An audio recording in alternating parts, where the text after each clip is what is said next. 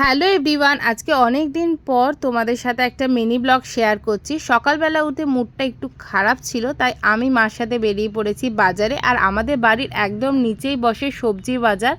বাবাই মেনলি বাজার করে, তবে যেহেতু এখন ডেজি স্কুল ছুটি পড়ে গেছে, তাই সকাল সকাল ঘুম থেকে উঠে আমি আজকে মাকে নিয়ে বেরিয়ে পড়েছি।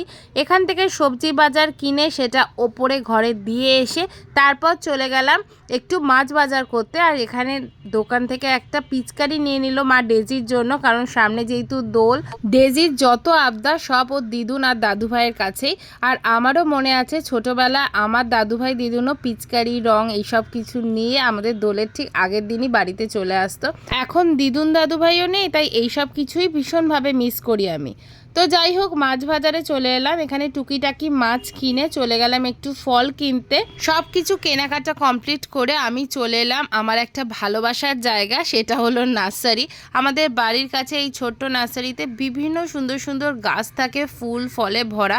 দেখলে অটোমেটিক্যালি মন ভালো হয়ে যায়। কাউর হয় কিনা জানি না, তবে আমার তো খুবই ভালো লাগে। আর সাথে করে গাছ না নিয়ে তো বাড়ি আসতেই পারি না, তাই আজকেও দুটো জবা গাছ নিয়েছি, তোমাদের বাড়ি গিয়ে দেখাবো। আর এখানে গরম গরম কচুরি বিক্রি হচ্ছিল, তো দেখে লোভ সামলাতে না পেরে আমি আর মা একটু খেয়ে নিলাম। এখন বাড়িতে যেহেতু খুব একটা লুচি কচুরি এইসব তেলের জিনিস খাওয়া হয় না, অ্যাভয়েডই করি, তাই অনেক দিন বাদেই খাচ্ছি বলতে পারো। তারপর কেনাকাটা করে বাড়ি চলে এলাম। আর ডেজি সকালবেলা ঘুমাচ্ছিল, সেই সুযোগেই আমরা বেরিয়েছিলাম। ডেজি ঘুম থেকে উঠে গেলে ওকে নিয়েই আসতে হতো। বাড়িতে এসে সবার আগে কাজ হলো যেসব বাজার থেকে সবজি মাছ ফল নিয়ে এসেছিলাম সেগুলো ভালো করে ধুয়ে মাছে নুন মাখিয়ে ফ্রিজে তুলে দেওয়া। আর বাড়িতে এসে দেখলাম ডেজিও ঘুম থেকে উঠে গেছে। আর ও যেহেতু স্কুল ছুটি, ও এবার ক্লাস 1 হবে, তাই এক্সামের পর যতদিন না রেজাল্ট বেরোচ্ছে স্কুল ছুটি থাকবে। তাই এখানে দেখলাম ডেজি ড্রয়িং করছে।